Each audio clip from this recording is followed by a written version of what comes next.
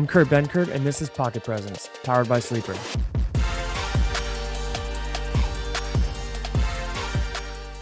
Playoffs! We're here, Tyler. We're here.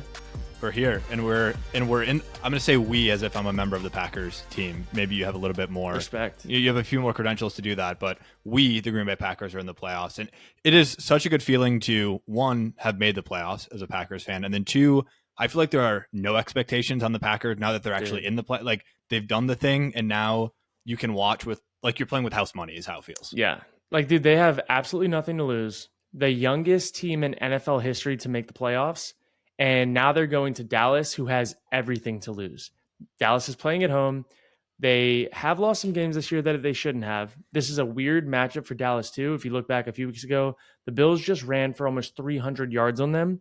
And what do the Packers do really well with Aaron Jones? They run the damn ball. So I guarantee you this is the last matchup in the first round of the playoffs that the Cowboys wanted. And look, Cowboys favored to win. On paper, they should win. But, dude, there is nothing more dangerous than a team with nothing to lose and feeling like they can beat anybody anywhere. Hey, we got some action this weekend, but I'm excited to dive into it. I think we got to start this off with the coaches, though. I know it's happened immediately in the case of Arthur Smith. We have a group chat going, and I was going to bed last night here in Central Time. It was 11:01, and somebody sends a text through that Arthur Smith had already been fired. So they wasted no time. Midnight Eastern Time, Arthur Smith was out the door. The first chance they got. I know you're probably doing a little victory lap on this one. I know you and Arthur were not the best of friends, just from a purely fan to coach perspective. But how are you feeling now that the Arthur Smith reign is finally over? I'm just glad it's over. Like, let's just cut. I'm a big cut to the chase kind of guy. I'm like, he's not doing a good job. He's mismanaging a roster that has been gifted to him to go and take the South. Couldn't do it. He's not fit to be a head coach right now. Maybe down the line, maybe he'll change his ways. But with what we've seen the last few years, he's not fit to be a head coach. So why waste your time? Arthur Blank pulled the trigger. I think it was a great decision. I think what they need is a young, creative offensive mind that can play with the fun toys that they have in Atlanta and maybe go and get a quarterback in the first round. Like, that's what I want to see. They got a good pick. I think they're slated to be 7th overall pick. They're the 8th pick. Ironically enough, yeah, in Arthur Smith's tenure, they finished, I believe it was 8 and 9 every single year, finishing with the 8th pick every single 7 and 10 every year, finishing with the 8th pick every single year. So consistent mediocrity from Arthur Smith and the Falcons. Yep. Hey, stacked them up a few good first round picks now that this next guy is going to be able to use. But you look at guys like Bobby Slowick with the Texans. What has he been able to do with that roster? A young quarterback, young stud receivers, like a young team. The Falcons' offensive, put together, how they're built, is a lot better on paper than the Texans minus quarterback. If they can go find their quarterback, maybe a Jaden Daniels, who knows, maybe he slides, maybe, I don't know. We'll see what they decide to do, but this year more than most seems like a heavy quarterback year. There's some good options. Go give them a system with a coach that's young and willing to adapt, and we'll see what happens. And the South is there for the taking. The Saints, not really doing a whole lot. The Bucs dragged their way into the playoffs, and then you have the Panthers, who will be doomed to misery for the next 10 years. Easy. I mean, this is a job, in my opinion. If for all these places we look at these coaching vacancies, the Falcons' job is a coveted one right now with the way the roster is set. I feel like you could make the argument that it is one of the two, if not the top job. I know a lot of people are now talking about the Chargers as the most desirable location. A lot of people are talking about it in the context of where will Jim Harbaugh go? He seems to be the coveted coaching candidate here, but like you outlined with that divisional situation in the NFC South, it's not like you have to play Patrick Mahomes twice a year if you go out to LA. I mean, that is your division. If you draft the right quarterback at number 8, which you mentioned, there's a ton of guys that you could at least get one of them. You have the capital to maybe move up and get one of the top 2 guys if you really wanted. And it seems like it's a good enough organization that it's probably not the worst job out of all of these, obviously. No, dude, I'm excited to see how it plays out. And I think this really goes heavily into as we get into these draft predictions, combine stuff, we're going to be covering all of that through this offseason. I just think, look, the Texans had a full overhaul and a lot of new faces this year. Seemingly lost their franchise quarterback to Deshaun Watson, right? He was everything that they had. They just won the division year 1 of this new regime. There's no reason why the Falcons can't have a new regime that gets it right and go and win out and actually become a dominant force in the South, because you got Bijan, you got Pitts, you got Drake London, you got a good defense, you got a good O-line. You need a quarterback and a coach. And that's like the staple in the league right now. If you were to just go and close your eyes and pick teams to win based on quarterback and coach, most of the time you're going to win game. Most of the time you're going to win those predictions, right? Like that's all that they're missing. They have a favorable division. Hey, I like it. I like what's happening down there in Atlanta, and I think Arthur Blank sees what's possible right here, right now. So Arthur Smith, the misery is over for all of us fantasy football players, football fans in general. Do you think he has a place in the NFL again? We often work with this coaching carousel where retreads seem to get second, third, fourth chances. Obviously, he kind of flamed out in this first opportunity, so maybe there's never a chance for him again. But where does a guy like Arthur Smith end up now, starting next year? Dude, I don't know. Like, I don't think it's as an offensive play caller. I'll tell you that, because that didn't go over so hot. And is he going to be able to take the shot to the ego to be an assistant coach, like a position coach, like an offensive line coach, maybe like a tight end? I mean, I don't know. I think guys like him, in my opinion, they make their bed and they got to sleep in it with how they, act in the media, how they, I guess he seemed very, and again, I was never inside that building with him, so I don't know how he treated people, but from everything that I've heard from other people, other players that have been around him, it's very much like he has the final say, his way or the highway at the end of the day, and he's going to revert back to what he knows best, which is running the ball. That's what he does. So where does that fit in the landscape of the NFL where there's these young up and coming coordinators coming out of nowhere that are like explosive, creative, like all the things you want to see in your team? I don't know where he fits. And I don't know. Again, I'm super biased. I will be the first to say it. I hate how he calls football games and I hate his scheme. So I don't think there's a place, but Sure. Who knows? Who knows? Maybe, we had Mike McCarthy go sit in his basement for a year and apparently watch a bunch of football and then gets rehired by the Dallas Cowboys. Yeah. So if there's a willingness to change, his amount of money he's going to make every single day for the next 3 years, because he signed a 6-year deal. I think it's like $17,000 a day for the next 3 years. Those are always so interesting. And then they're, of course, offset. So oftentimes what's written into those contracts is that, one, there's an offset that happens. So if he goes and gets a job somewhere else, I don't know what his annual contract was. Let's say it was $6 million and he goes gets hired somewhere for $2 million. That means the Falcons will have to pay him the difference, the $4 million. But he's still swimming in it. You don't have to feel bad for him. And then there's also a clause that he has to be actively looking for a job in order to get that money that was guaranteed to him paid out. Yeah. So he won't be going into hiding, I'm sure. I'm sure he'll be out there trying to, buff up the old resume or the cover letter so that he can make that $1 million he's guaranteed. He's definitely going to cash in. He'll definitely cash in. I hope that this for him, I just think, dude, how it ended with the Saints, like, I get it, dude. It was a victory formation handoff. I get that. Like, I get that's annoying, but to show your ass like a child and like storm midfield and yell at the coach when your team didn't show up this week, they haven't showed up most of the year, and you've been so underprepared in the modern day of the NFL to like that be what your focus of like your emphasis and your anger and all of that was. Just in that moment, it just felt so like, I think Josh Allen called it a microcosm of their entire season was that moment of him storming midfield, looking like a kid who got his toy stolen and is just angry at everybody and won't even hear anything out. I'm obviously a hater, right? Like, I get that. I'm biased, but I think I'm rightfully so a hater, like most Atlanta Falcons fans out there. Yeah, I know we're going to talk about it later, but I do want to get your thoughts on that debacle at the end of the game where the Saints have it at the 1 yard line. Jameis seemingly rallies the troops in the huddle, calls an audible instead of going out and kneeling the ball. They're in victory formation. Jameis turns around, hands it to Jamal Williams, and then that chaos at midfield ensues where Arthur Smith comes out and just berates Dennis Allen, who we now find out didn't even call that play to happen. It was all Jameis and the player's decision. Yeah. What do you think about that? There's a lot of layers to unpack there, but I suppose you'll be coming at it from inside the huddle. Like, how does something like that even go down? Yeah, I think, again, I saw Shannon Sharp say, like, Jameis needs to be cut immediately. That wouldn't happen on my team. Even when as far as to say, look, if that was happening on my watch, I would have jumped offside so we would have lost 5 yards. Yeah. And I'm like, bro, you're just saying shit for clicks. If you were in that huddle with a guy that had been busting his ass all year long, led the NFL in touchdowns last year, was asked to move to fullback for the betterment of the team, and it's the last game of the year against a division rival, you don't think it would have been kind of funny to score a touchdown and give it to your guy and how much he would have appreciated it? Like, I respect the shit out of Jameis Winston for it. It may not be the most publicly acceptable way to score a touchdown. They probably should have lined up in a shotgun formation and like try to make some shit cook. They went, they did victory, Yeah. but again, if Dennis Allen would have seen them line up in shotgun after calling victory, he probably would have called a timeout, and it never would have happened. So, and let's not put all this on Jameis Winston. There are other leaders in that huddle. There's a starting offensive line in that huddle. There's other captains in that huddle that all went along with it.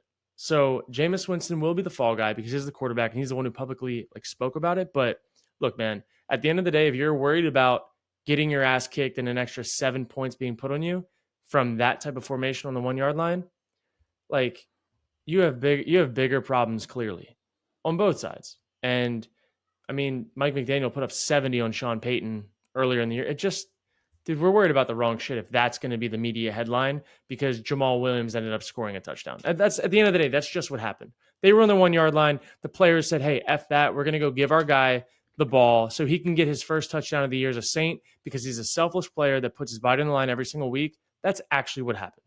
And that's the end of it. Be mad at him all you want, but it's not that deep. I feel like the nuance of the argument is that they did come out in victory formation. And so if you're on the Falcons side of the ball, like you're probably not even expecting something's going to happen. And all of a sudden you're getting pushed. Like there's maybe injury concerns there.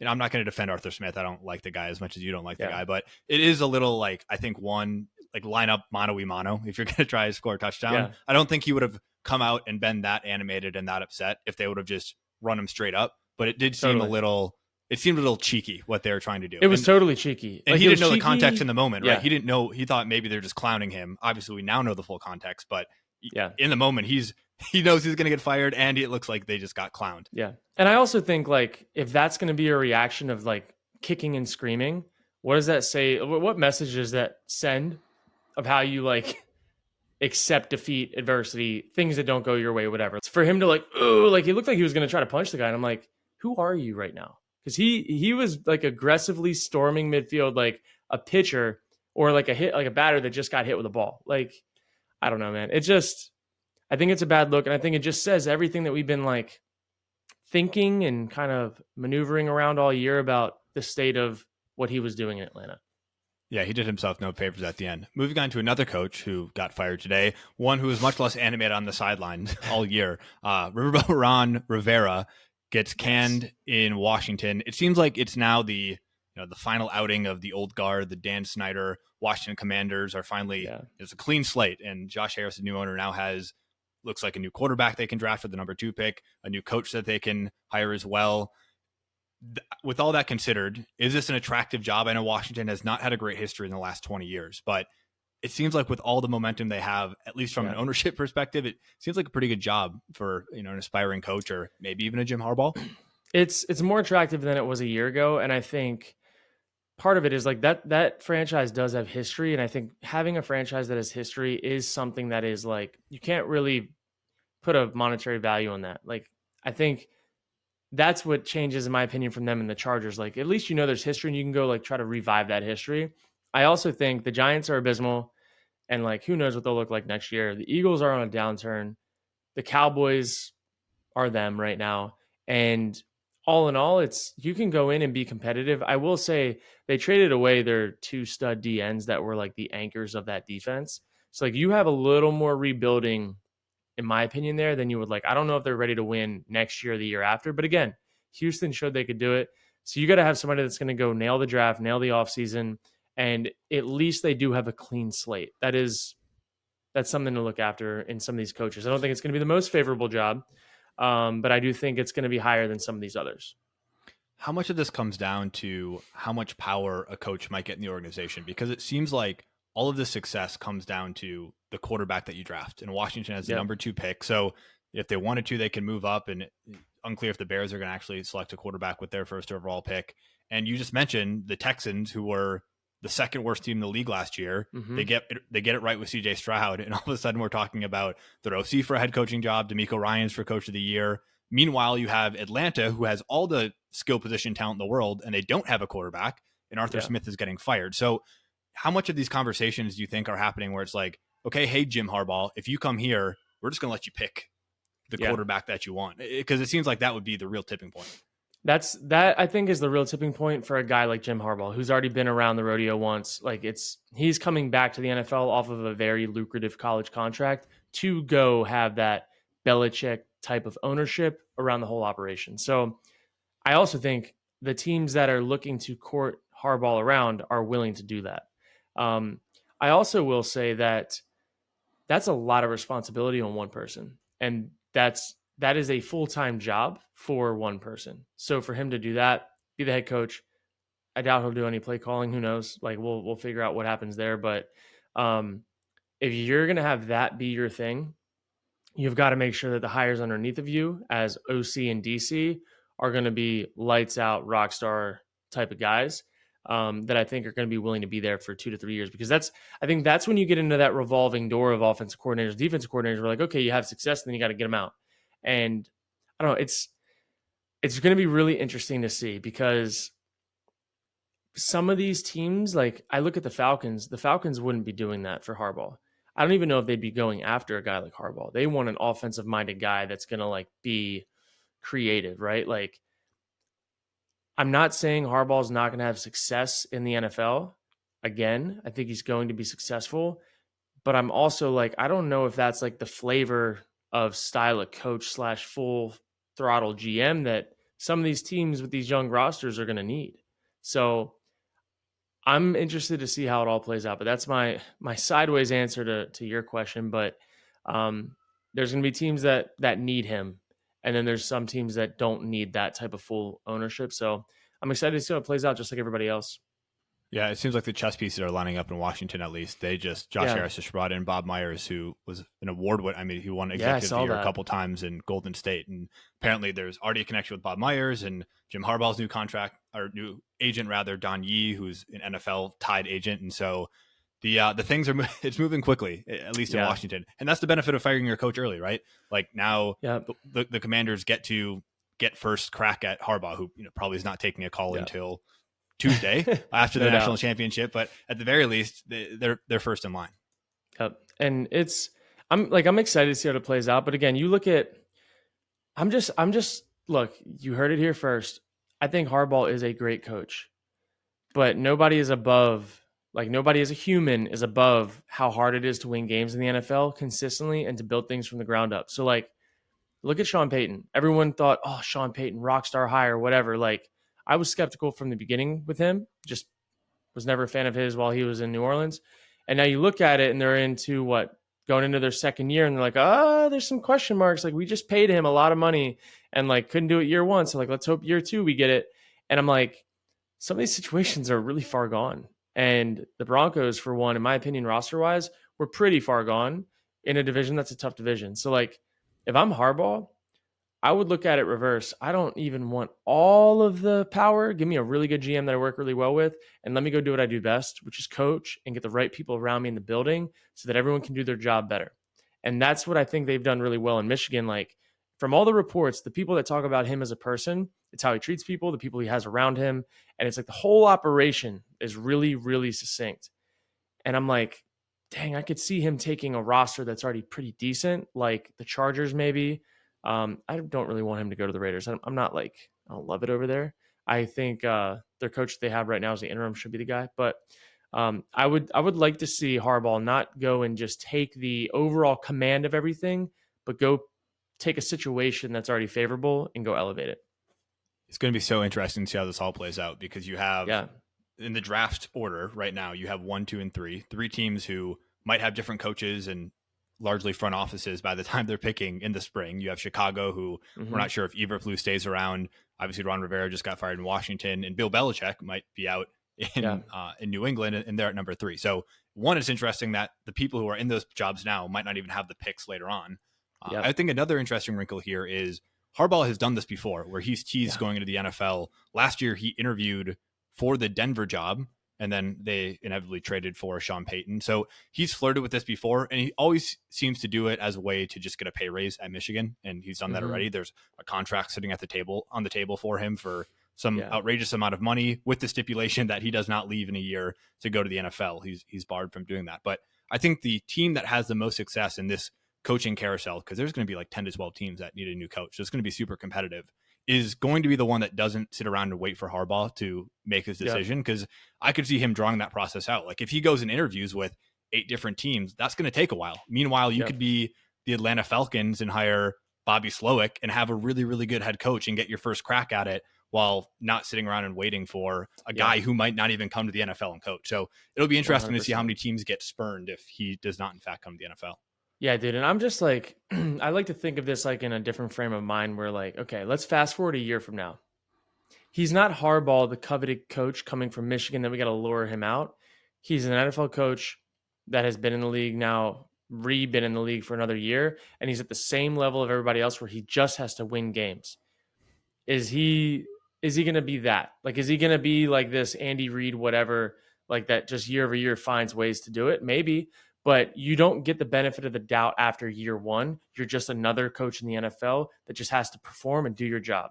And so I think right now people are like in love with like the lore and like the mysticism of like, oh my God, is Harbaugh going to come out? He's been crushing it in Michigan, blah, blah, blah, like whatever.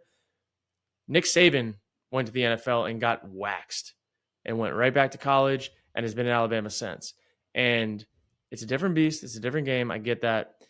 I don't know. I don't love, I like having relative comparisons of success. And I look at this right now and I'm like, I would take Bobby Slowick a million times right now in today's NFL landscape than Jim Harbaugh, because he is doing it right now in a division that's really hard to win. It's hard to win games in that division right now, where the Jaguars have been them, the Titans, you don't know which version you're going to get, right? Like and the Colts weren't like just a slap team. All these teams had a little bit of a say in it till the end. Bobby Slowick did it with a first-year quarterback, depleted receiver room, a running back that was on, I guess, in the downturn of his career, and he's had success against really good teams. So go give me this like apples to apples comparison. Can he call plays in the NFL right now? Yes. Go put him in Atlanta versus Harbaugh. You know what I mean? That's what I think we're getting right now. I got you. All right. Well, let's move on to some actual games here. Yeah. We'll start off with the last game of the weekend, like we always do. Bills-Dolphins. What ended up being a title for the AFC East. Unfortunately, I was kind of rooting for the eventuality where the Bills were either the 2nd seed or out of the playoffs. There was still a lot of volatility. They were playing for the 2nd seed or the 7th seed. They obviously, which is huge for Miami. Buffalo, dude. Having home games in the playoffs, that changes. Oh my gosh. Their probability from winning that game of actually making it to the Super Bowl had to have gone through the roof. Like, yeah. And the only away game that they could possibly have now is in Baltimore if they both win out. Like, and those two teams matched up against each other with how they both play.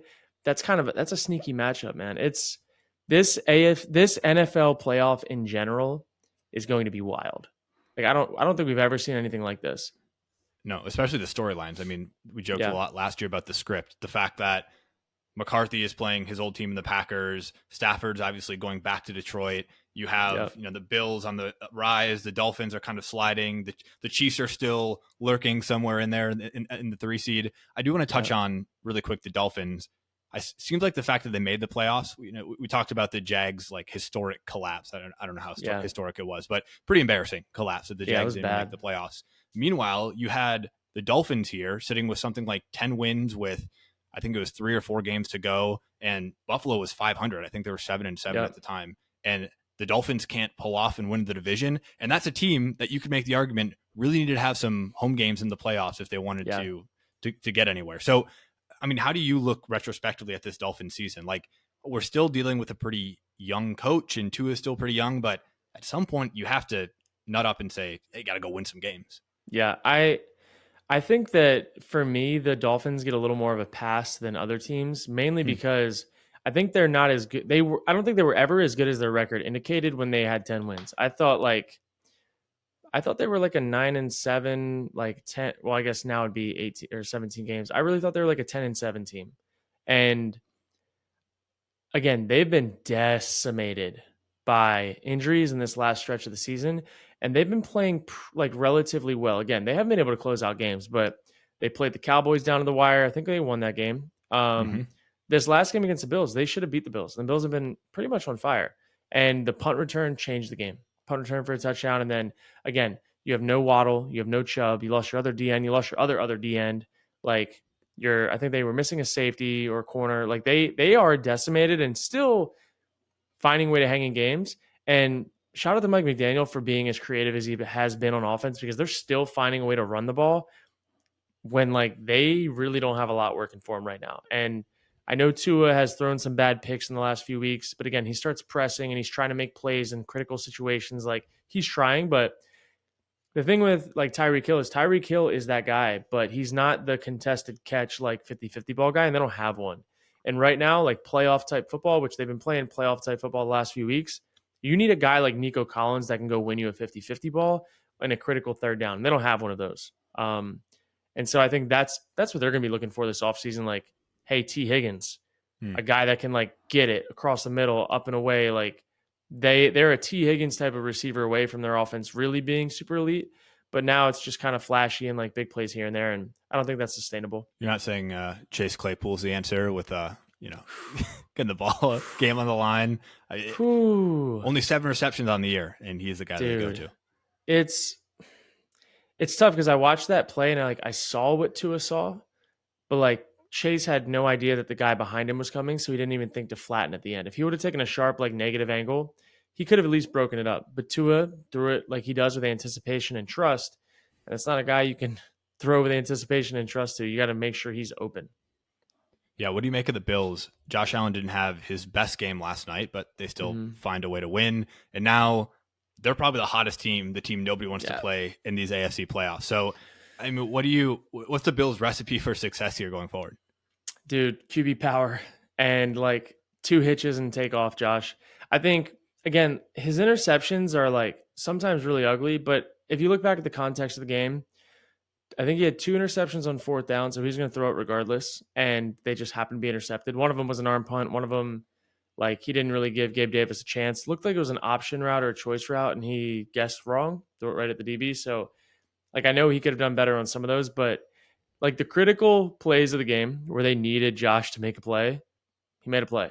And he also had a really nice drop touchdown pass by Cook on a corner route, halfback scissors. Check it out. One of my favorite Madden plays. But like Josh stat wise didn't look great, but like you could feel his presence and they would not have won that game without him. And I think that's just kind of the Josh Allen experience. So like every week, if he can have 1 less turnover or 2 less turnovers, it gets a lot cleaner for their picture of the game. But right now it's working, and their defense is making plays too. So it's not like he has to be that guy. It's going to be so fun. I mean, they're getting hot at the right time. That's all you can ask for in a team that was 500 3/4 of the way through the season. That's it, dude. And all of a sudden they have 2 home playoff games. Like you just have to feel so good about that. No matter what way it took for them to get here, like I guarantee the Bills are really happy that they found a way to be the 2 seed when they looked like they weren't going to make the playoffs. Literally. So it's also such like an interesting reframing too, because the Bills coming into the season have Super Bowl aspirations, and then you get halfway through the season, you're like, shit, we might not even make the playoffs. And now you're back in a position where you're the 2 seed, so you obviously have expectations again, but it kind of feels like they're playing with, I'll say, house money once again, where there's kind of loose. And is that a sense that you get in the? I guess it's hard to think that you could be a 2 seed and not have Super Bowl aspirations, but yeah, right. I think obviously they have Super Bowl aspirations, and that's like their expectation. But I think there's 2 different ways to get to the 2 seed, right? You dominate all year and you just kind of fall slightly short, and then you're like, all right, we got to turn it on for the playoffs. Or you have the path that they had, and now it's like, shit, we made it. Let's catch our breath. Everything from here on out, everyone's on the same playing field. Whoever loses is out. And it's like I feel like they were playing from behind for the last 5 or 6 weeks and like pressing. And now the other teams are finally going to be pressing, because every team they played was not really playing for anything up until this point. And so now you get to finally flip the like anxiety or like the stress of these games onto the other teams. Where like the Dolphins, if they lost last night, okay, yes, they're not the 2 seed, but like, okay, they go to the Chiefs. The Chiefs have been playing not good football. So like that's not, if I'm the Dolphins, I'm actually more excited to play the Chiefs away than I would have been to play the Bills at home. They have a better chance of beating the Chiefs than they do the Bills, in my opinion. And I just, I don't know, man. The same thing that we keep saying, these playoffs are wild, but the storylines in it, it's right here, right now. All these teams have a lot to lose. And I would rather be a team like the Packers or the Bills in this same situation than I would the Cowboys or the Dolphins or like one of those teams that like we kind of dropped the ball here. So dangerous teams in the playoffs are really scary to play against. Teams that just don't know any better. I mean, I feel like Yeah. we'll talk about the Packers here in a second, but they're so young, or they've been riding this wave for so long that they're like, it's just going to work out. Like they have some unbridled belief that it's just going to work out. Like, how could it not work out? So I bring up the Packers. I want to get to all the good stuff, but the worry keeps creeping back, Kurt, that Joe Barry is going to do just enough to keep his job starting next year. Apparently, the Bears have not been held under 10 points all year until this Joe Barry led off defense comes in and puts up what is a masterclass. So, I mean, could he perform well enough at the end of the season that we have to deal with another Joe Barry defense next year? I'm gonna make this a hot take, and I think if Joe Barry does what Joe Barry did the last 2 weeks, he deserves to keep his job, and he will be an asset for the Packers. Oh my gosh. Now, if he decides to play that weak ass cover 2 shell, quarter shell, not blitz people on third down, not blitz peel, not have spies, like his third down package for Justin Fields should be exactly what they do every single week for every quarterback, regardless. Like play sticky, aggressive defense and be willing to lose a big play on a go ball or a 50-50 deep ball. But the fact that they weren't just giving freebies anymore the last really 2 weeks, especially this past game, I can live with that Joe Barry, with that Packers defense, and now that Packers offense. That's a good recipe. Like I hope for Joe Barry's sake that he saved his job, because that means that he's coaching like that and calling those types of plays consistently. And it's the NFL, man. You have to be willing to let teams make big plays on 50-50 chances because they get paid too. The one thing that you cannot be willing to do is give them freebies. And as long as he's not giving freebies, I think he deserves to keep that job. All right, I'm going to give you a little choice here. We can talk about Aaron Jones and how good he's been the last 3 games, or we can talk about Jordan Love in this young receiving core. Both are super exciting, but I feel like Aaron Jones isn't getting talked about enough, so I wanted to present that option to you. Let's talk about Aaron Jones, dude. He is the lifeline of that offense, and what you see with him, and I think the announcer said it the other night, he's just kind of like wiggly and like hard to bring down, and the extra 1 to 3 yards that he gets from effort or just like being hard to tackle over the course of a game adds up over 20 touches to an extra 30, 40, 50 yards a game. And you're feeling that right now. Jordan Love's feeling it with how he's making decisions. The receivers are feeling it because it's not all on them. And the floor is feeling it because play calling wise, he doesn't need to rely on a huge play that's being dialed up when he can actually get one on a check down or on a run that just pops, because Aaron Jones is really damn good. And he's a top 10 running back in the league. Lately, he's been playing like a top 5 running back. And I think he had 300-yard games in a row, right? These last few weeks when the Packers needed it most against good defenses. Like, I'm also sorry, like the Panthers defense statistically has been really good this year for how shitty of a team they are. And they put up 30-something points there this last week. Bears defense has been top 12, had another 100-yard game. Like, things have looked different since Aaron Jones got back in the lineup. And he's worth every dollar they pay him. They just need to keep him healthy. All right, let's talk about this receiving core, because I get flashbacks to a 2011 Sports Illustrated article cover where you have Aaron Rodgers in the middle and this incredible receiving core comprised of Greg Jennings, Jordy Nelson, Jermichael Finley all around him. I believe the title is something like A Perfect Pack. And it was the year after they went 16-0 in the regular season. And so I get shades of that young receiving core again. It seems like each guy kind of slots into that quintessential role that we had in 2011. Who are you seeing or who are you liking the most? Obviously, Jordan Love is playing fantastic, but these receivers have really come along. Yeah, dude, each one of them is so like critical to this offense in their own way. And like, I really, really love what Wicks has been doing. He's been a stud and UVA legend, shout out. But like what he's been able to do in yards after the catch, contested catches, and just kind of like be in that, like when he gets the ball in his hands, he's going to drop his shoulder. And I think teams feel that. And I think the offense feeds off of that. So like, that's his style. He is a big cold weather receiver that the Packers like typically have 1 or 2 of those in their lineup. Right. So he's been that for them. Now you have Melton, the scrappy guy, like smaller, undersized, going up and getting smacked across the middle, making plays, having juice, like talking shit in people's face. You need a scrappy guy on that team. And he kind of fits this, like, I don't know. They're using him some at like wideout, but like he reminds me of that like Edelman scrap, right? Mm. Like, dude's just gonna go out and he's gonna be a baller. So they have that, and he's come out of nowhere. Then you have Tucker Kraft, who I think he has been the missing piece for them this year. And I know they have Musgrave, and I know he's like got high hopes and everything. But Kraft has been a surefire addition, like a good addition to this offense. And he plays this Kelsey role where like he does his job, but he like it's when he gets the ball in his hands what happens.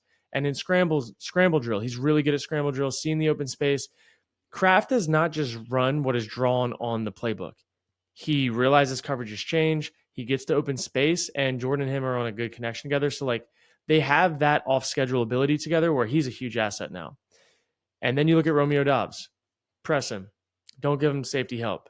He can be your back shoulder guy. He can be up and away. He'll jump over somebody, like scoop the ball off their head. He has that ability. So like none of these receivers, in my opinion, is like none of them are the guy. None of them have that full skill set, but each of them have a skill set that's unique to themselves that are an addition and like a positive factor to this team and this offense. And they're using them the right way right now. So you mix all of that. Oh, and Jaden Reed, the lightning bolt on their. Yeah, I was thinking of these other guys that like aren't the guy. Jaden Reed is that guy. Yeah. That you just need to find a way to get him the ball in his hands because he looks like a punt returner every time he gets an open field. Like he could take anything into the house. He has great vision. He has really good hands. He's tough. He's fast. And it seems like he knows every role in the field and guys around him can lean on him for that. I've heard of that in an interview recently.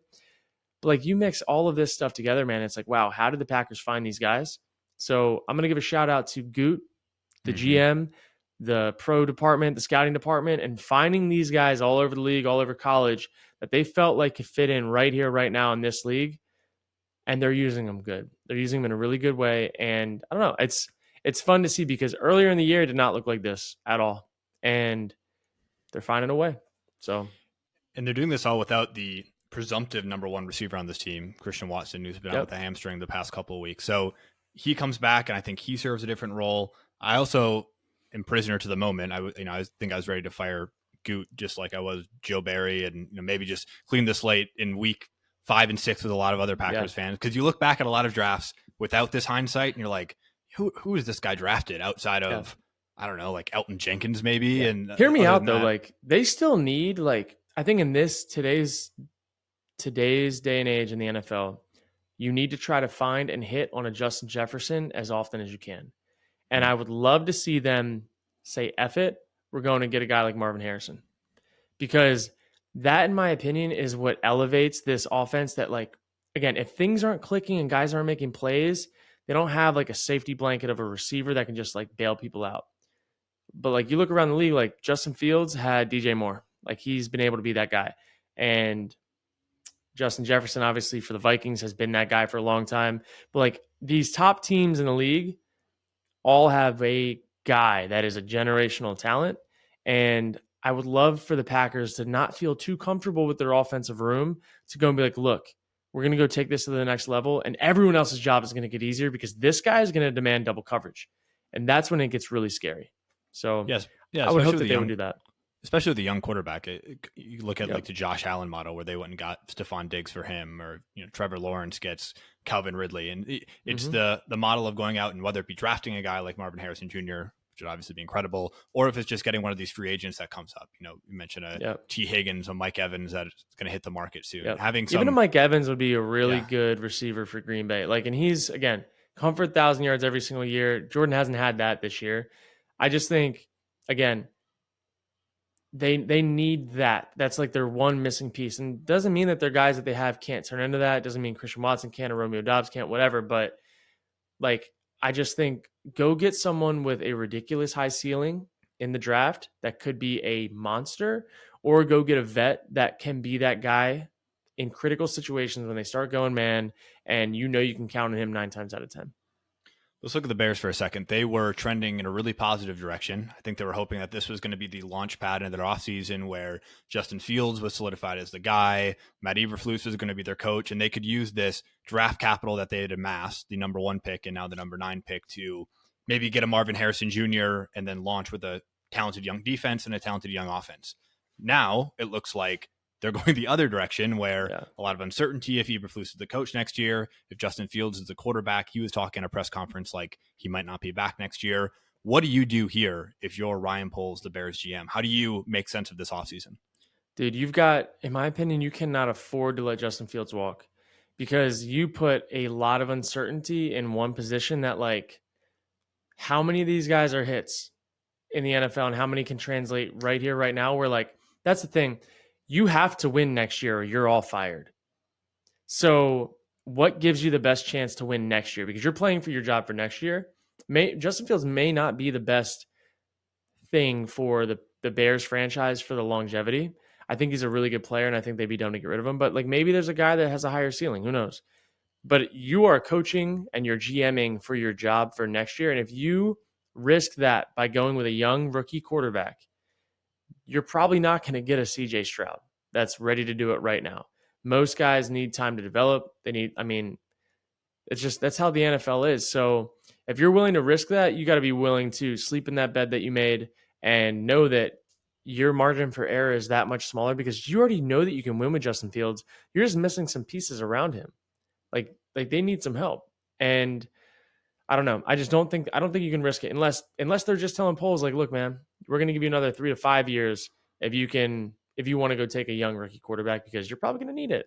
That's how the NFL is. So, and then I also look at other teams around the league. I'm like, damn, where could Justin Fields go right now with their roster and actually elevate their operational and offense? And one of the teams that's actually sticking out to me, and I know I might get some hate for this, is the Eagles. Like, I think Justin Fields has a way higher ceiling than Jalen Hurts. And I don't even think that's like an outlandish take. Jalen Hurts has that dog in him, yes, and he can make some throws in critical situations, but imagine if Justin Fields was able to run his style of offense with Swift in the backfield, A.J. Brown out wide, Devonta Smith, Goddard, like he's an actual dynamic runner where I don't think Hurts is a dynamic runner. And with what they're running, it's just like, I don't know. I think there are places in the NFL that wish they had Justin Fields, and I don't know. I think he gets too much slack because he's a Chicago Bear.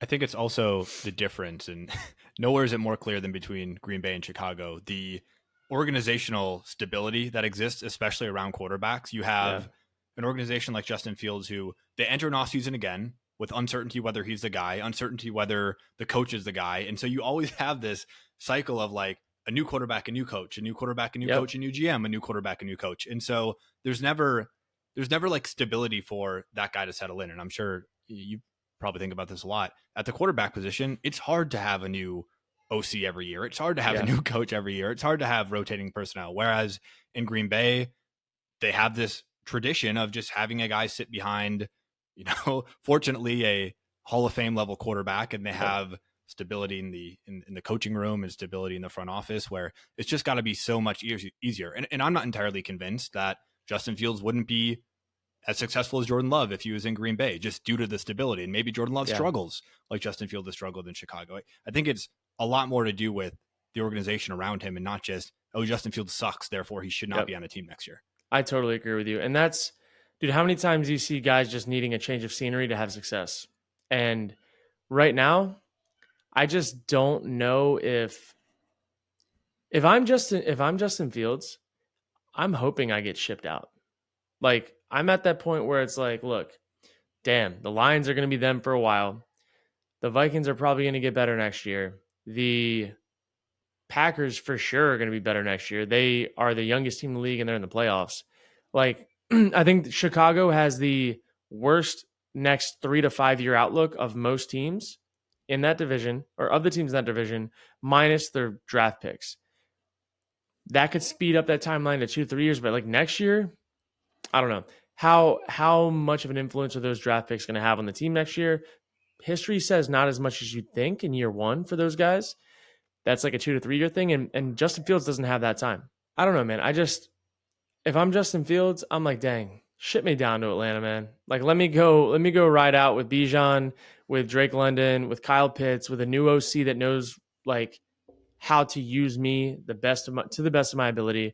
And not that Luke Getsy has not done that. Like, Getsy has turned it on for them, especially in the last like 10-week stretch for his season, and they've done really well. But it feels like this dark cloud of whatever and like unappreciation for what Justin Fields can do and has done for a franchise that has sucked ass. And I think that he could go down to Atlanta right now, maybe Justin Fields to Atlanta, Bobby Slowick to Atlanta, mesh that offense together of what CJ Stroud has been doing with those weapons, and you might get a full revival in Atlanta, and he might be the next coming of Mike Vick, if not better. That's what the ceiling says. So I don't know. I really hope that happens. And I might have to recreate that in Madden because I think that could be fire. That would be fire. All right, let's breeze through some of these other games. The Bucs clinch, beat the Panthers in a riveting 9-0 matchup. The Bucs now take on the Eagles. Do either of these teams excite you at all in the playoffs? No, this is the worst Monday game of all time. Honestly, I can't believe this should be the game that has to get over with on Saturday. The traditional Houston Texans time slot on Saturday. Yeah, hear me out though. Hear me out here. Why is it convenient enough that Jalen Hurts dislocates his finger and all of a sudden gets an extra day or two of rest by scheduling? Conspiracy? I don't know.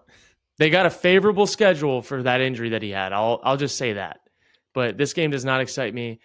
Sorry, Roddy, in the background. It's not even worth talking about because I think both teams, with how they've been playing in the last few weeks, aren't playoff teams. And somebody's got to have a first-round exit, so it's got to be one of them, right? But both of these teams, if they had matched up against anybody else, probably first-round exit. I was going to ask you actually about the Justin Fields thing. He exited the game 3 plays later. There was a slide that he had. Some guy came in, kind of popped him, maybe a little late. I think a lot of quarterbacks maybe get that call. There's some discourse that Justin Fields doesn't get those calls. He goes into the blue medical tent 3 plays later and comes back out in, I don't know, 15 seconds? 15 seconds. Yeah, less than a minute. What's going on in that blue medical tent?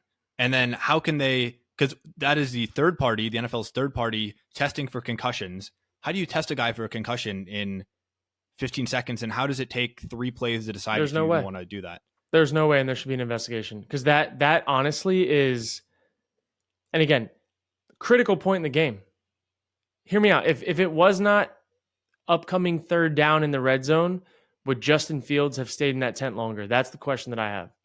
And you literally cannot tell me that he would have came out of that tent as fast had their drive had ended on the play prior.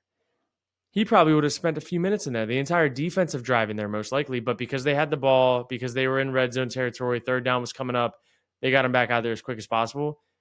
How? Tell me how. What are they doing in that tent? So obviously it was 15 seconds. They bring you in. What do they normally do? What are they checking for? I mean, I can only imagine they took him in there and it was like Friday Night Lights, smelling salts. Get back out there, kid. We got a game to win.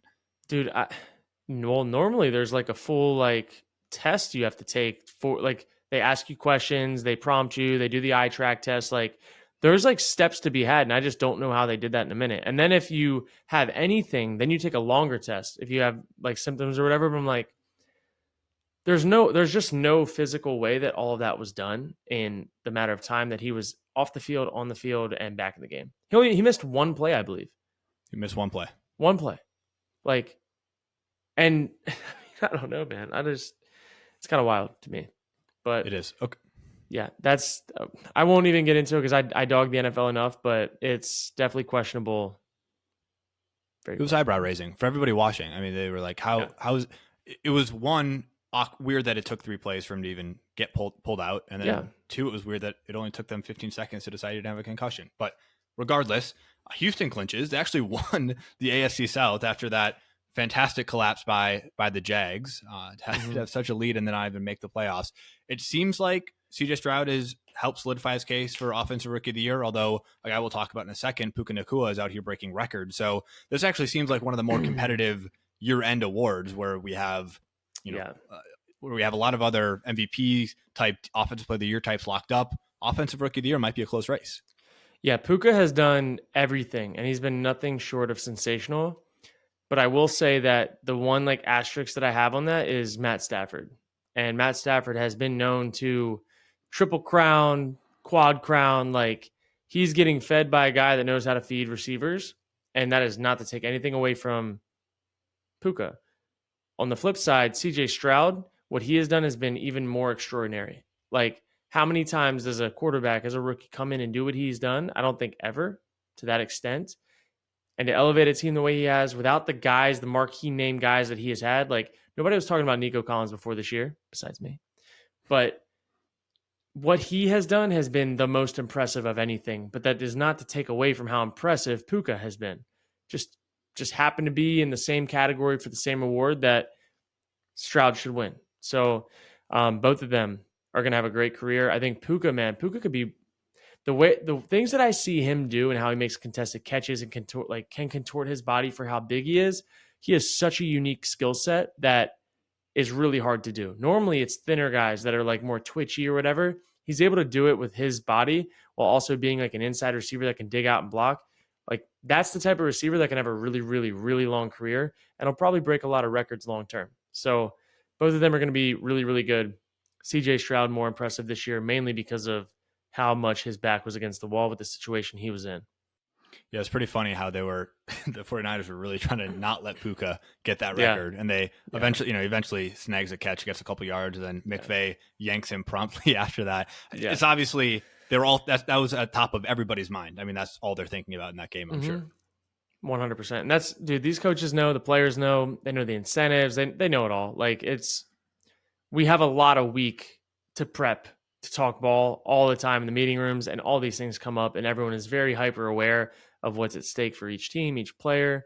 You looked at Chris Long and Kyle Long on their podcast talking about like incentives for sacks, where defensive linemen will be fighting over sacks because they get paid per sack basically on bonuses. And then equally, Kyle Long knowing he's got a guy that he's got to stop from getting a sack to make $1 million, and he felt that was personal. Like, those types of stories, it's real. Everybody knows. Yeah. What do you make of this now Puka Cup dynamic?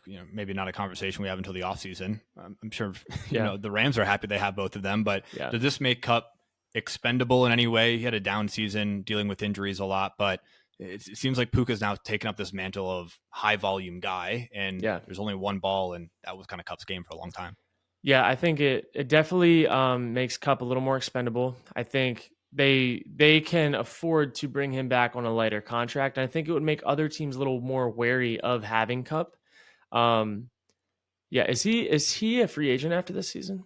I don't think so. No. So, I mean, they don't have to worry about it for now, but I do think, like, look, Puka's the more explosive, reliable receiver right now, and Cup's getting older. Puka's young and in the prime of his career. So I think that at this point, everyone knows what it is. Yeah. How do you feel about these Texans now heading to the playoffs? I feel like they're just the AFC Packers, and maybe with a slightly better story, because I think the Texans are a bit of an easier organization to root for if you're not a fan of them than the Packers are. But how do you think they might fare in these playoffs? Dude, I actually think they could upset. I think they could upset the Browns this week. Again, it depends on what you do to Joe Flacco, and the defense for the Texans can either be super stingy or they can just let all hell break loose, right? Like, you don't really know which version is going to show up. They're kind of young, but they are known to create turnovers. And that's one thing that Joe Flacco has not done well. In my opinion, he's turned over the ball a little bit too much. And he's also benefited from his defense to be able to do that and be more aggressive. So I also think that CJ Stroud's the one type of quarterback that could hang in a little bit longer, hit the crossing routes of people in his face, scramble, extend plays that I don't know if the Browns have really seen somebody like him in the last little bit of their stretch of their schedule and their season. So this matchup's a sneaky one. I don't think this is a cakewalk for the Browns, and I think that the Texans could actually steal this one away from them. Yeah, this is going to be a really interesting one. I think Stroud obviously doesn't make a lot of mistakes, and the Browns defense is pretty stout. So Cleveland has a great story, and they get a little rest heading into this week, but it's kind of a battle of narratives here, right? Yep, I mean, it is, Texans are fun to root for, and the Browns are one of the hottest teams in the league behind fire in the pan Joe Flacco. It's all coming to a head this week, dude. I'm like, dang, can we just get to Saturday already? Like, we got to go through Tuesday, Wednesday, Thursday. Like, what? Get me past this national championship game. I need the NFL. All right, well, let's talk this Dolphins-Chiefs game. So a bit of weather coming down. I'm located in Minnesota. I know you're probably not getting this down in Florida, but it's going to be chilly here this week. And it looks like the forecast for this game at Arrowhead is going to be in the teens. And I don't know if it's a night game, but by the time kickoff happens or by the end of the game, we might be in some single-digit weather. I don't know if this Dolphin team, obviously they've had trouble beating any good team, much less on the road. Do you see the weather being a factor at all? Do you think the Dolphins are just another one of these teams that's happy to be here, or are the Chiefs susceptible to an upset now? I think this could go both ways again. This is like, I'm so not sure about a lot of these games in this wild card weekend, super wild card weekend. Um, it's going to be, can they contain Tyreek, and can they stop HN from getting on the edges? And if they can, I wouldn't be too concerned if I was the Chiefs. I think that Mahomes and his guys can find up enough explosive, or they can muster up enough explosive plays to win this game offensively. I think Kelsey needed a break. I think he needed some rest. Hopefully his legs look a little more fresh and he doesn't feel so beat up. And then they need Rice to show up. They need him to be a guy like he has been in the last few weeks of the season. And again, I feel like we get to this point in the year, round one of the playoffs. Maybe the Chiefs didn't have the best season, but they're the Chiefs at home in the playoffs. I definitely wouldn't bet against them. And the Dolphins have been spiraling. So this could go either way, but I'm leaning Chiefs, and I think Mahomes finds a way to get it done. Is there such a thing as an on switch for a team like the Chiefs? You hear that term thrown around where they're not playing well and then they just decide to play well come playoff time. Yeah. Does that exist, and how does that even work? It does. And I think it comes down to like those extra yards that guys are willing to fight for over the course of 60 plays a game on offense, right? Like that extra 1 to 2 yards that might risk injury, it's not worth it in the regular season when you already know you have the division in the bag. Like, what's the difference from them in like 11-6 to 13-4, or like 10, you know what I mean? 10-7, whatever. Not a whole lot this year because their division sucked. So now that it's win or you go home, I think you'll see more fight out of them consistently, which again, that's not the best way to play football in my opinion, but it doesn't look like they've had that switch on. And we know the Chiefs, and come playoff time, they somehow find a way to flip that switch every single year and make a run. So that's kind of what I'm expecting for them. And I think Mahomes has that in him too. So we have Buffalo taking on Pittsburgh in Buffalo. Yeah.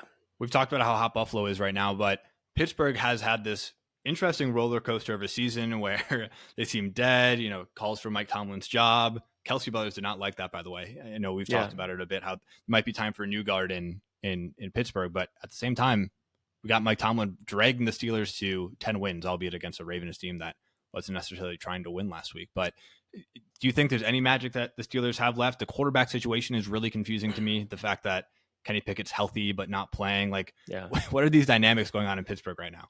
Dude, I think they're just one of those teams that's happy to be at the party. And they're going to have to go up to Buffalo. I think they're going to try to run the ball with Najee Harris and Warren and create some running back explosives. But I think they're happy to be at the party, and their only recipe to win this is by controlling the clock and leaning on people for 4, 5, 6 yards a pop. And I think they didn't expect to be in the playoffs. They had a sliver of hope on the outside looking in, and somehow the Jags fumbled the bag and it gave them right back to the Steelers. So full circle moment there with that clip where he's waving the towel. But if the Bills just don't bill around and turn the ball over and do stupid shit, they should handle them. But again, also big missing piece with TJ Watt out. I don't know. That's their game wrecker, and I don't know. I don't think the Pittsburgh Steelers can do it. Yeah, I mean, they're not a particularly exciting team. I'm curious, this dynamic of riding the hot hand when it comes to a quarterback. Is that just a coach admitting that neither of these guys are very good, so we're just going to go recency bias, the one that's been playing the best? And what does that do for Kenny Pickett's confidence? He gets drafted to be the guy, quote unquote. Now he's just not the guy. Oh, shit.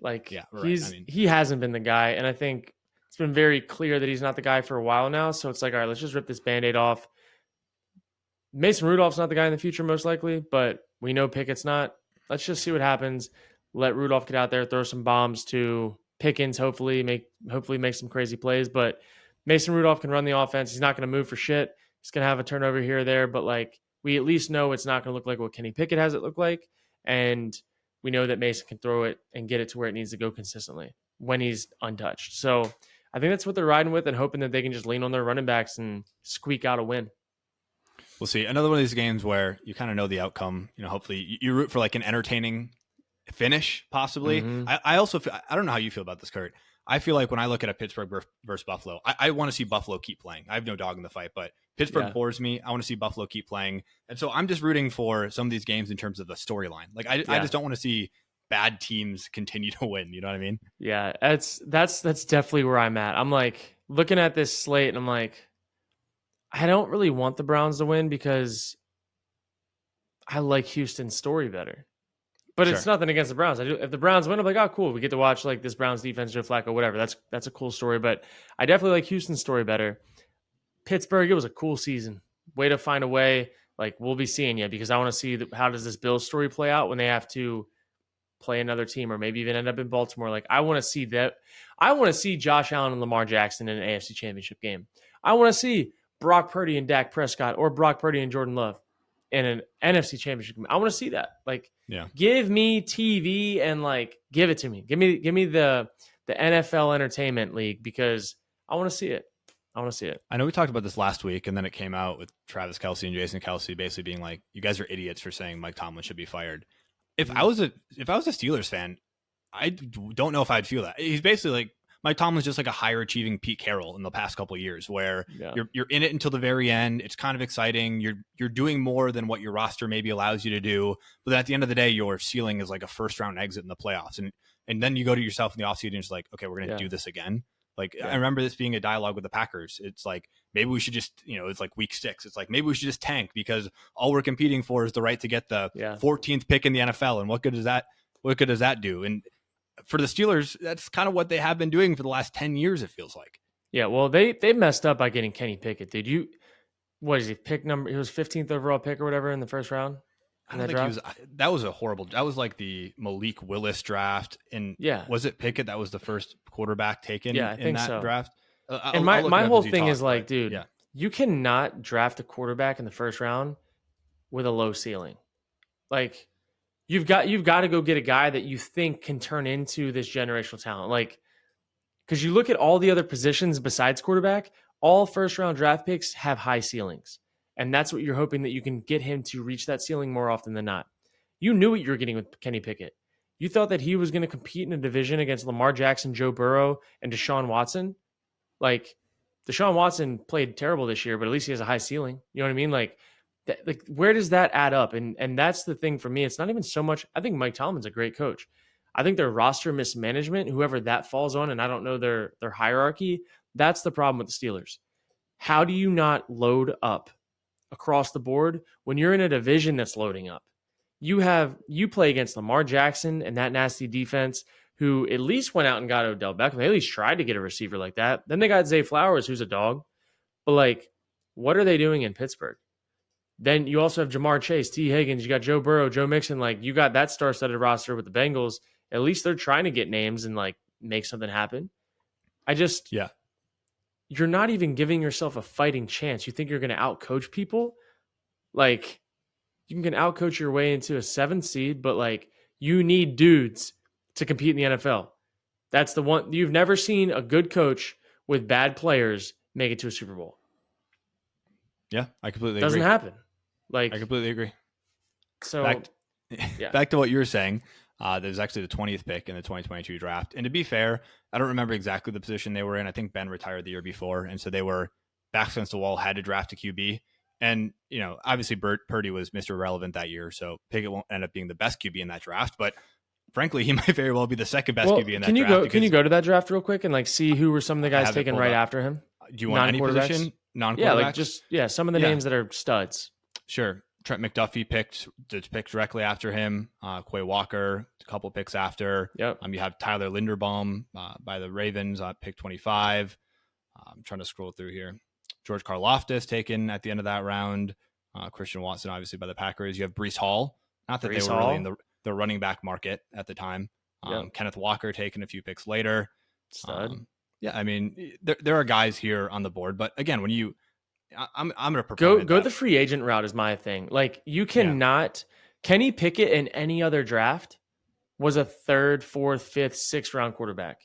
You're going to take him in the first round because you need a quarterback. Just go get a bridge guy for a year because his ceiling was never high. Like, meanwhile, you have dogs that first round linebackers, first round corners, first round receiver. Like, at least their ceilings are high. Like, I just don't think you can invest that type of capital into a guy where his ceiling is just what's the best he can be. Right? Like Drew Brees. Like, Drew Brees would never have been a first-round quarterback. And he had a hell of a career. But again, he needed guys around him. And there's no shame in that. Every quarterback needs guys around him. But like, I think if you're going to take a quarterback in the first round, you got to go off a ceiling and what could be. And that's what they did with Josh Allen. If you remember that draft, it was Baker Mayfield, Josh Rosen, Josh Allen, Sam Darnold, and Lamar Jackson. The Ravens got Lamar Jackson after all those guys. They took the guy in the first round with the highest ceiling. Josh Allen had the highest ceiling out of any of those. He had a higher ceiling than Baker, higher ceiling than Sam Darnold, higher ceiling than Rosen, and he still slid. And I'm just like, you got to go with the higher ceiling guy. Maybe he never puts it all together, but you got to. All right, let's preview this Green Bay-Dallas matchup. I'm going to start with the coaches. Who do you see having the advantage when it comes to the guy on the sideline? Obviously, you have McCarthy, former Packers coach, LaFleur, coaching really well, but then you have some liabilities on the defensive side of the ball for Green Bay. Meanwhile, Dan Quinn, one of the best DCs in the league. Which team do you think has the edge here? I think the Packers, as of right now, have the offensive edge, mainly in situational football. And again, they blundered a bad one this past weekend, but consistently, they've been better than McCarthy has been in situational football and in the red zone. McCarthy in the red zone is sketchy, and critical situations, like, I don't trust him. But I also know that Dan Quinn is a hell of a coach, is very sharp, and can cover up a lot of holes defensively that I don't think they've been able to cover up in the past, which gives the Cowboys more opportunities. So this one, in my opinion, is like split down the middle, and I don't think either has an edge. This game is going to come down to who does not F this up.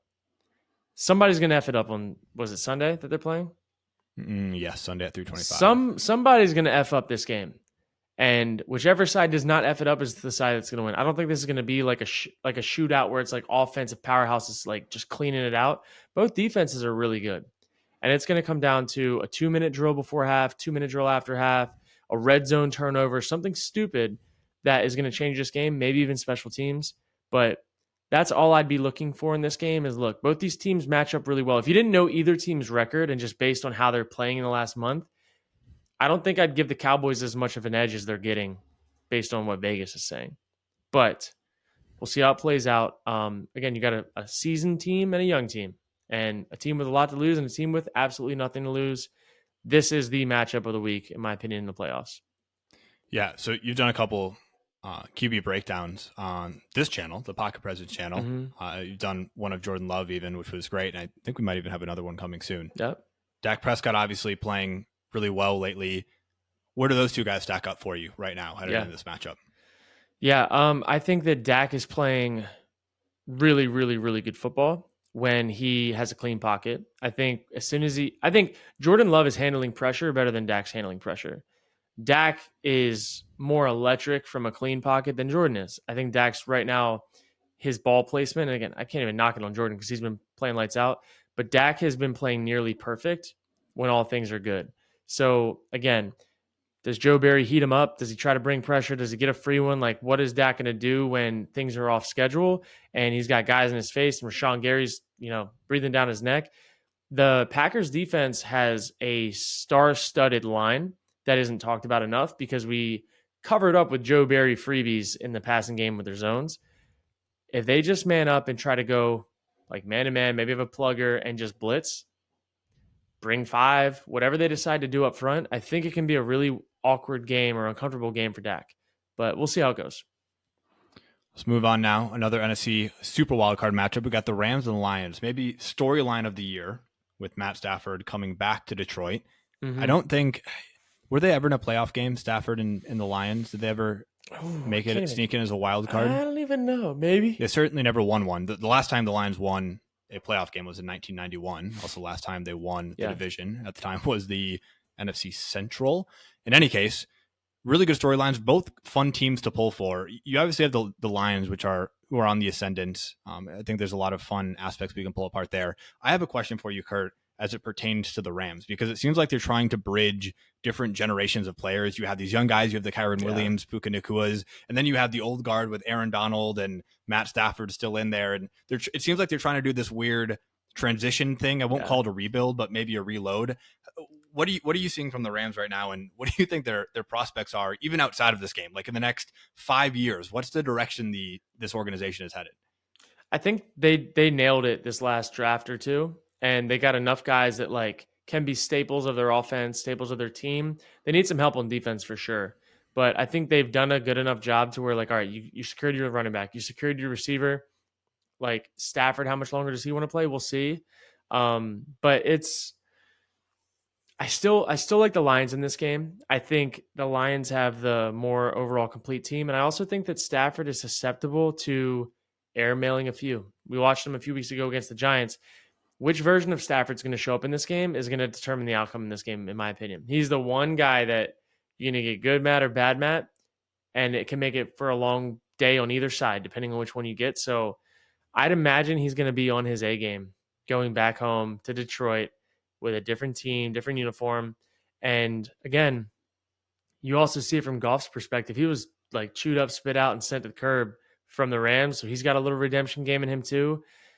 This is this for me, man. Like, I really want to see what Amon-Ra St. Brown does, and I want to see what Montgomery does, because I think Gibbs is the better running back, but Demont, when he can churn out 5 to 8 yards a pop, control the clock, then slash him with Amon-Ra, like, those guys are the lifeline of that offense, in my opinion. And I want to see the Lions offense just go take this game and be like, look, all the other narratives are out the door.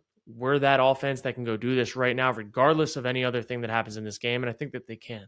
With Stafford coming back to Detroit, I mean, it's a win or go home game. Dan Campbell seems like the most intense guy in the world. Yeah. I imagine there would be some sentimental feelings, some positive reception from fans. But I mean, do you think Dan Campbell is thinking about that at all? Or do you think it's kind of bite their kneecaps off, chew them out, spit them back, spit it back at them sort of a mentality? Yeah, I think they're spitting them back out. I think they're going to kill this game. Yeah, no hugs and kisses before the game. Yeah, none of it. I think they're going to send it. And like that's the thing too. I know that the Lions are the number 2 seed, right? I still think. Wait, what are they? No, they're the 3. Yeah. So the Lions are the 3 seed. I still think they play and look at this like they're a wild card team. Like, I don't think that they have this like we've arrived to them. I think their back still feels like it's up against the wall because of the Lions, and that's just how it is. And I think that they're going to show up with that mentality, and I think they're going to make a deep run. All right. A game I don't want to spend too much more time on. We previewed it a little bit earlier. Yeah. I think we did it justice, but this Bucs-Eagles game. Yeah. Again, the hilarity, I'll bring it up again, the hilarity of the Eagles just absolutely spiraling. What do you think this team can do to pull it together? Is there like a Band-Aid solution that can happen when a team is spiraling this bad, or you just kind of have to take your hands off the wheel and let fate take its course? They need a new offensive coordinator, in my opinion, because they're so vanilla. And the only chance they have this game is to absolutely feed DeAndre Swift.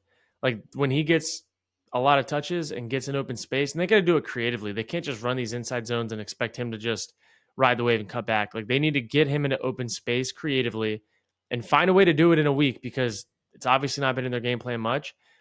When he is rolling, their offense is rolling, and they need to do everything in their power to get him running and open like the Packers have been for Aaron Jones this last month. Baker didn't play well last week. Baker had been playing well the weeks prior. Is this like are we in the Baker Mayfield redemption arc right now, where maybe he's earning himself a couple $1 million in a contract next year, but yeah, coming back around? Or like, I think he's the guy, but he's also playing hurt right now, and I don't know what his injuries fully are, but like, he could barely walk in that game last week when they won 9-0 against the Panthers. I think it was 9-0, wasn't it? Yeah. And could barely walk, had a bad week the week before. Like, they're not so hot right now, and they look like a really worn down team. So like, the Eagle, like, this is a game I would not touch with a 10-foot pole. Like, either team could win, either team could lose it. Like, it's just going to be, in my opinion, one of those games of which version of these teams shows up today, because I don't know. I think Baker's done a lot of really good stuff this year, but I don't know if he has any juice left in the tank with all the injuries that he's piled up throughout the season. He's taken a beating, but we'll see. Toward all does wonders, I guess. It's one of these games where you just have to appreciate it now, because come April, May, June, you're going to wish you had Baker Mayfield and the struggling Eagles to watch on TV. Or last week, you're going to wish you had Carson Wentz and Sam Darnold playing each other in SoFi Stadium. I mean, that's like a blast from the past from 2018, 2019. 100%. Two teams in playoff contention. Pre-COVID, 2 teams in playoff contention led by Sam Darnold and Carson Wentz. What if I told you? Yeah. Just in totally different uniforms. All right. Well, this is going to be Very, very excited. I mean, Yeah. one of the most exciting playoffs, and I would say one of the playoffs where I don't think there's two teams at the top clearly in each division. I think the one seeds in the AFC and the NFC are the odds on favorite, and I think a lot of fans believe that as well. But besides that, you could see pretty much any team. It feels like maybe not some of these 7 seeds, but it feels like you could see pretty close to any team making a deep playoff run, which makes this really exciting. Yeah, dude, this feels like the slate is fully packed. We don't really know what's going to happen, and I'm just excited to see it play out. I think by the first quarter of each game, you should know which teams are more ready than the others. So that's what I'm going to be looking out for. But I'm just glad, I'm really glad the NFL switched to having one more team in, one less team with a bye. It feels like this is how it should have been for a while, and I'm glad we're finally there. I completely agree. That bye seems to mean quite a bit now. Yeah. When only one team gets it, it's a true advantage in my opinion. So, but yeah, I'm excited, man. I'm excited to get into it. We're gonna have obviously another episode coming up on Friday, right before the action. But man, this was a good one. We had a lot to talk about. We have some really exciting stuff coming up. Got some more breakdowns going up on YouTube and whatnot. But man, we're here. We're finally here. We made it. NFL playoffs, and the Packers made it. Crazy stuff. So until next time, thank you guys for listening, tuning in. Tyler, have a good rest of your day. Catch you next time.